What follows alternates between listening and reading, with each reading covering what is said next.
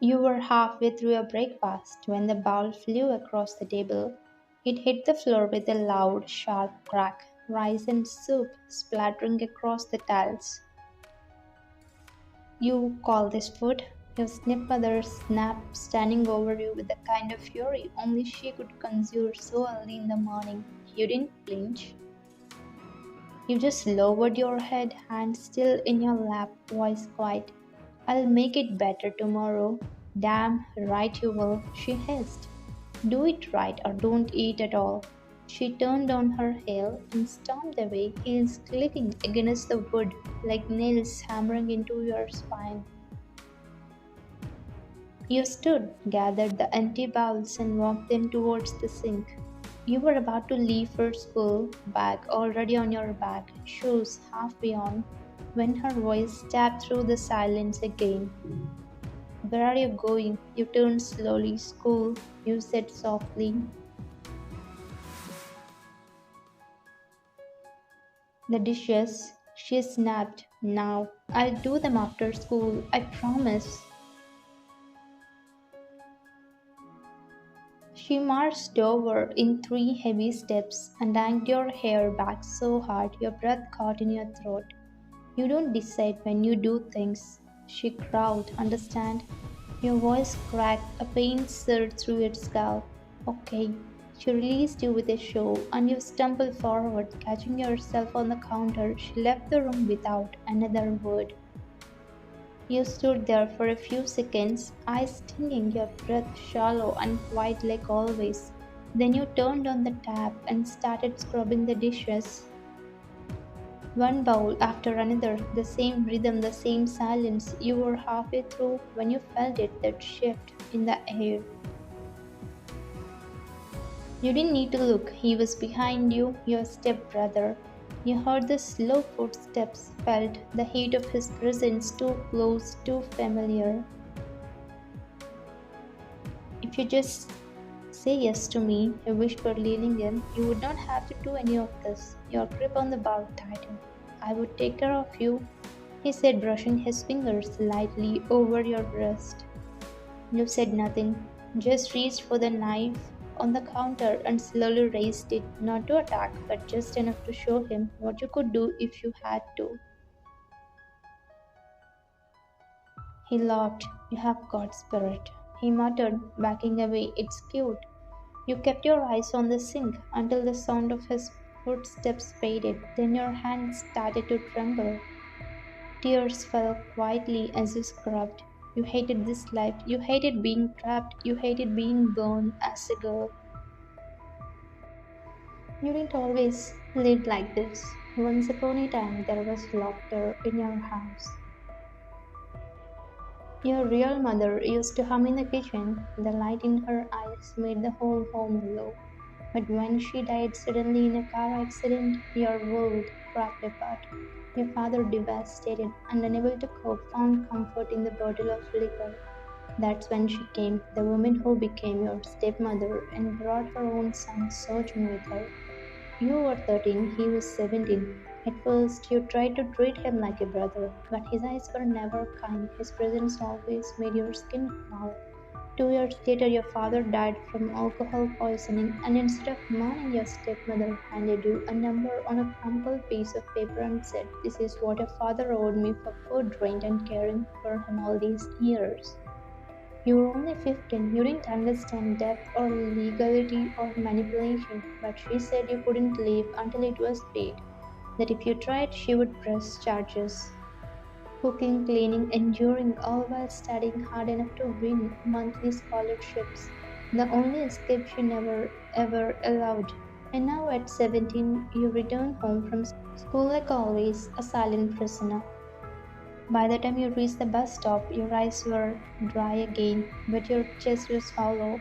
You stood there, surrounded by other students chatting and laughing, and you felt like you were made of glass, breakable, see through. The school gate felt like a different world entirely bright, noisy, full of motion and color. You submitted your transfer papers at the principal's office, bowed politely, and made your way towards your new classroom. You turned the corner and stopped. The hallway ahead was crowded, not with students going to class, but with a crowd gathering. You heard the noise before you saw it, shouting, taunts, thuds, and then him, Jungkook. The infamous bad boy of the school, the one everyone whispered about, but no one dared to approach him. He was on top of another boy, face stuck in the collar of a student too weak to even fight back. The boy lay limp, face already swollen, and Jungkook calm, cold, careless looked, ready to throw another punch. Everyone stood back. No one said a word except you.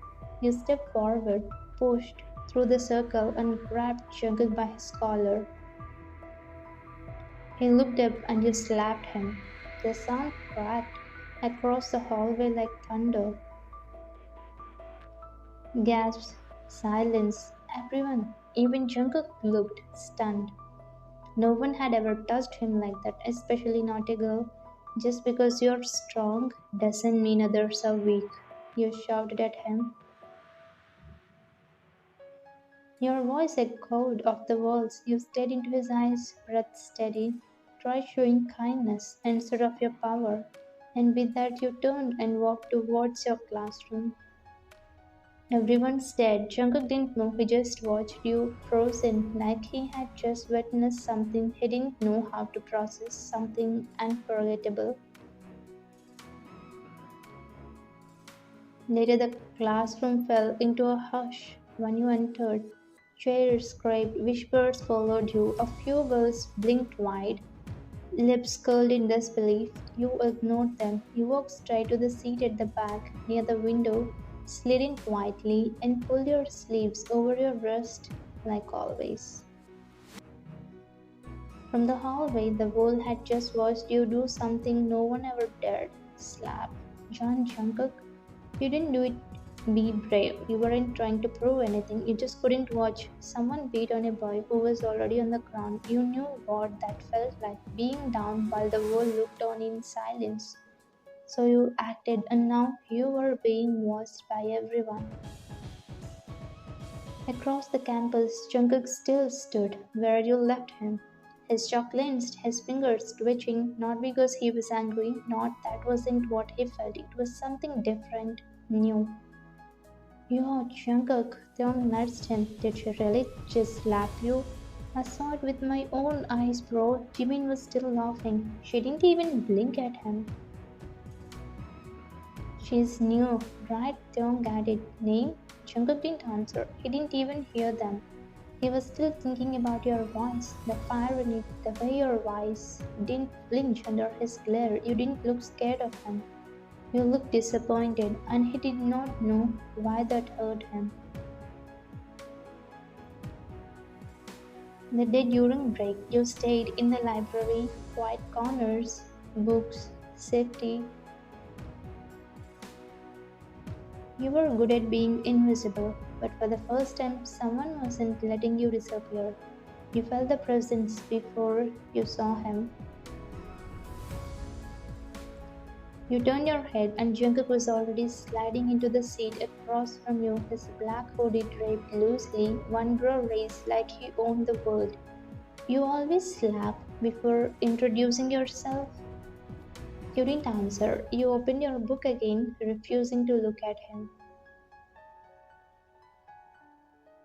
He leaned forward, voice lower this time. What's your name? You flipped to the next page as if he wasn't even there. He scoffed under his breath. You're interesting, he murmured. Most people beg me to notice them. You finally looked up, just briefly, your eyes cold and steady. I'm not most people, you said softly. And then you returned to your book. Jungkook stared at you for a second, stunned by the softness of your voice. It was the first time you had spoken to him directly. No rays, no fire. Just calm, unwearying silence. Fine, he said, standing. I'll figure it out myself. He turned and walked away, and you told yourself not to care. He kept his word. 15 minutes later, he casually leaned against the office counter where a student assistant was sorting files. New transfer? He asked. The girl blinked. Yeah? What's her name? He asked, chin nudging towards the hallway. The girl hesitated. Why? Because I want it. He said simply. She gulped and checked the sheet. Wine. He smiled to himself and walked away. So, your name was Wine. And now that he knew it, he couldn't stop saying it silently under his breath, like a secret he didn't want to share with anyone. In the days that followed, he sat 2 rows behind you in class. He never did that before. He waited longer in the hallway, leaning against lockers like he had all the time in the world, eyes fixed in your direction. You moved seats, he moved too.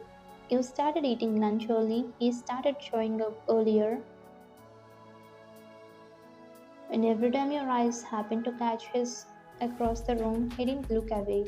He just tilted his head and smirked like he was waiting for something.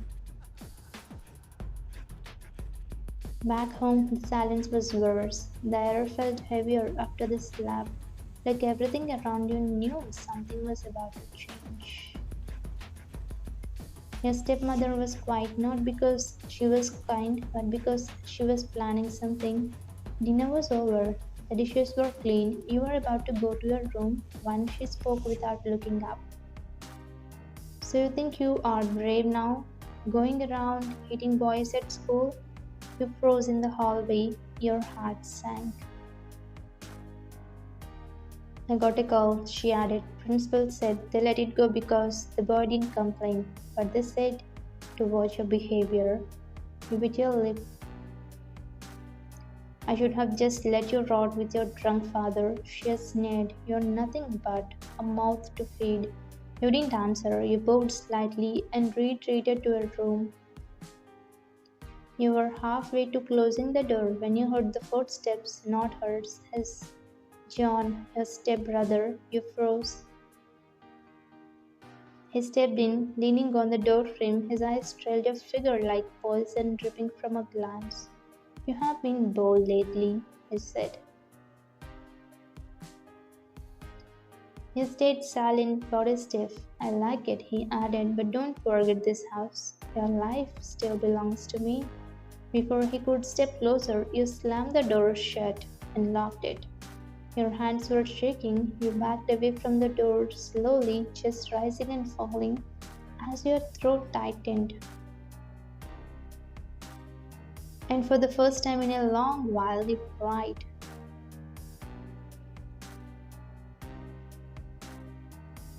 Across the town, Jungkook lay on his bed, ignoring Theon and Jimin's voices around him, one word echoing in his mind like a favorite song stuck on repeat. Still flirted.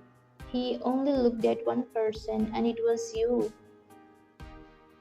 And Theon and Jimin were the first to call it out. Bro, you're not even listening. Jimin muttered, snapping his fingers in front of Jungkook's face. They were sitting on the school rooftop, their usual after lunch spot, legs dangling over the edge like it was nothing. Jungkook blinked, gaze still locked on the sports ground below. You were sitting on a bench alone, notebook in hand, quietly writing. Jimin leaned in. Don't tell me you are still thinking about her. Thong smirked. He hasn't looked away from her in 10 minutes. Jungkook scoffed and looked away like he had been caught. Shut up. Jeong leaned back on his elbows. You have been acting weird since she slapped you, man. Normally, you would go full race mode. That guy who bumped into her last. She's different, Jungkook muttered. Different? Jimin laughed. She humiliated you in front of the whole school. She wasn't trying to impress anyone, Jungkook said quietly, gaze drifting back to you again. She didn't care who I was, that's what made it different. Jimin raised an eyebrow. Are you impressed? No. But even he didn't believe himself. Jungkook said. Meanwhile, you were still trying your best to ignore him, even when he stood in the hallway just to open the classroom door for you. Even when he dropped the juice box on your desk without saying a word, even when you passed him in the hallway and he whispered, "You look sad today." You never replied, not because you didn't want to, but because replying meant opening a door and you were already trapped in too many rooms. After school, you walked alone towards the bus stop as usual, clutching your bag tight against your chest. You passed the school gate, avoiding the groups of students hanging around there. But he was there again, leaning against a parked black mic, hands in pocket, hoodie draped low over his face, eyes watching you. He didn't say anything, just looked. You didn't stop, you kept walking. But your heartbeat betrayed you, thudding loudly against your ribs. And somehow he knew. That night you cleaned the kitchen floor on your knees, scrubbing silently while your stepmother snored drunk in the living room. Your scholarship money had arrived that morning, barely enough to cover a week's groceries, and she had taken it without a word, slipping it into her purse like it belonged to her. You were too tired to argue, too scared. Later, as you sat on your bed trying to finish your homework by the dim light of a flickering bulb, you thought about him. Not his stare, not his hoodie, just his words. "You look sad today," he noticed. And that was enough to make your hands tremble again because no one had ever noticed you.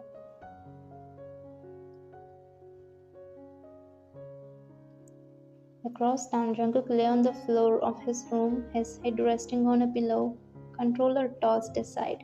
The TV was still on, but he hadn't played in 10 minutes.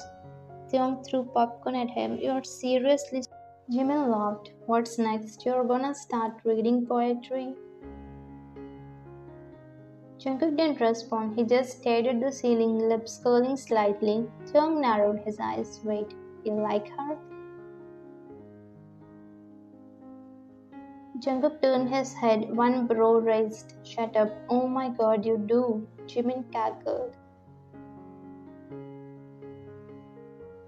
"I don't," Jungkook insisted, sitting up. But then he mumbled under his breath, "She's just stuck in my head."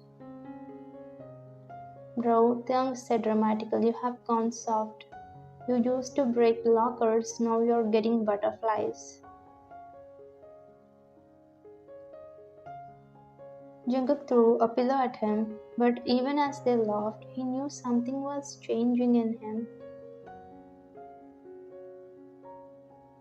He didn't want your attention anymore, he wanted you to trust him. And that scared him more than anything. You had managed to avoid him for days, no eye contact, no reaction, no acknowledgement. You had built your wall so carefully, silently, brick by brick, and you thought maybe, just maybe, he would lose interest. But John Jungkook was not like most people you know. And today he didn't just watch from a distance, he came closer.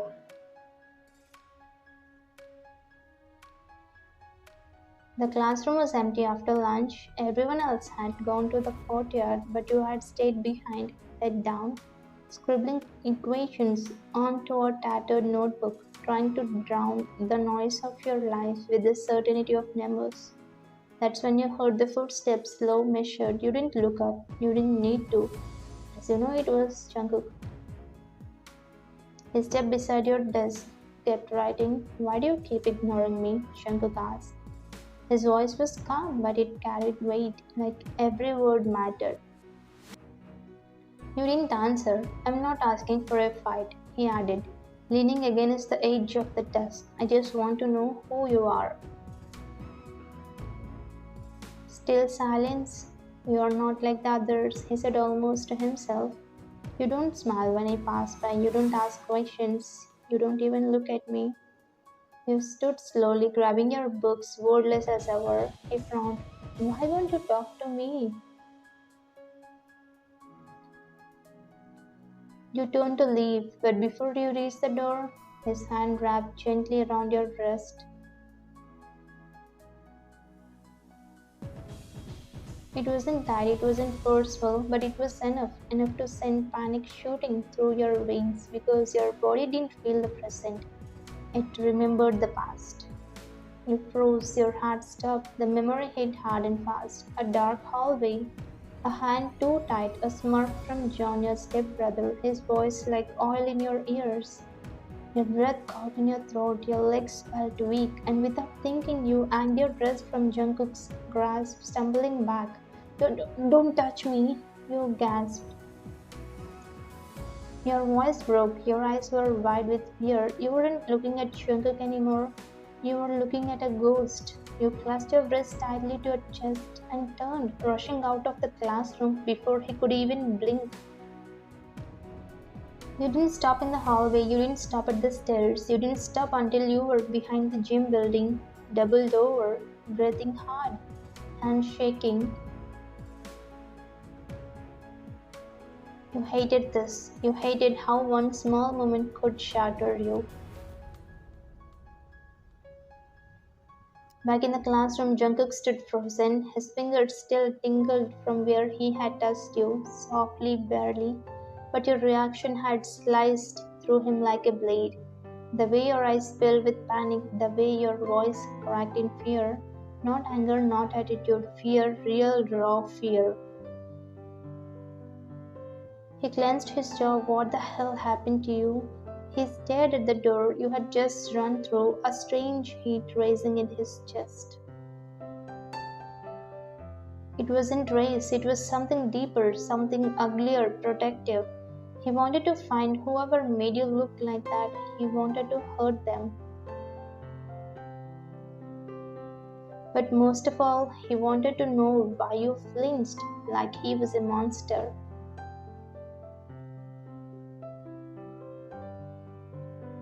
That night he didn't play video games, didn't scroll his phone, didn't even eat dinner. He lay in bed, arm crossed his forehead, eyes locked on the ceiling fan spinning above him. He replayed it over and over, your voice, your eyes, your shivering hands. Did she talk today? He didn't reply. Theung followed with a voice note. Bro, you okay? You have been acting weird ever since that girl entered your life. Still nothing because he didn't want to talk. He just wanted to see you again, not to flirt, not to chase, but to understand, to fix something he didn't even have a name for yet. Something is wrong with her. I need to find it. Jungkook went into thoughts.